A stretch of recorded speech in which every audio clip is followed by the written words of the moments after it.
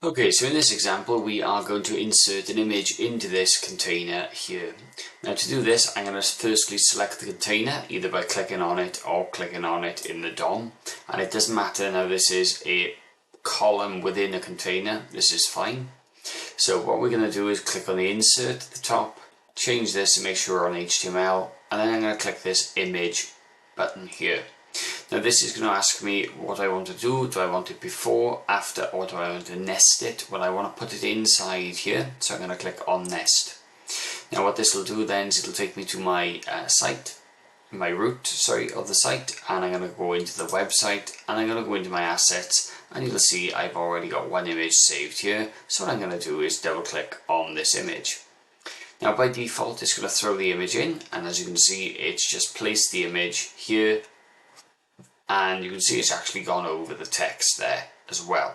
Now if I were to move this in a little bit, you can see I can actually place the text on top, or if I just move this over a little bit you can see it'll then go back. Now what I really want to try to do with this is I want to try to move this image to make it fit the box. So what we do is we click on the image, click on the three dots there, and then we make sure that we make it responsive.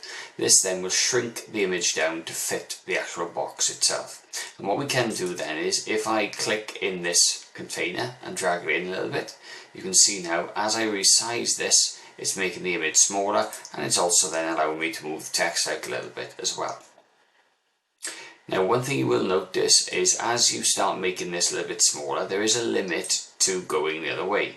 So as you can see, if I stretch this out so far, this image is only 780 pixels wide. So what that means is there's a limit to how far it will actually stretch out, but not a limit to how much it will stretch in typically. Now if you wanted to stretch this out a little bit more for whatever reason, if we click on the image, and you can see here at the moment I got it at 780, if we up that to 1200 just as an example, and then if I just click off this, you can see now it's resized that image, but there is a little bit of an issue.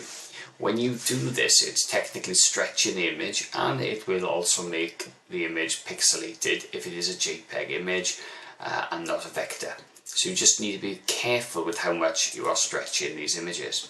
Now for this example, I'm going to put this back to 780, and I'm going to make this container a little bit smaller. I'm going to leave it there and nice and responsive. One last thing to remember with images, always try to put in the alt tags so that you can explain what the image is. So image of man on a rock. Lovely.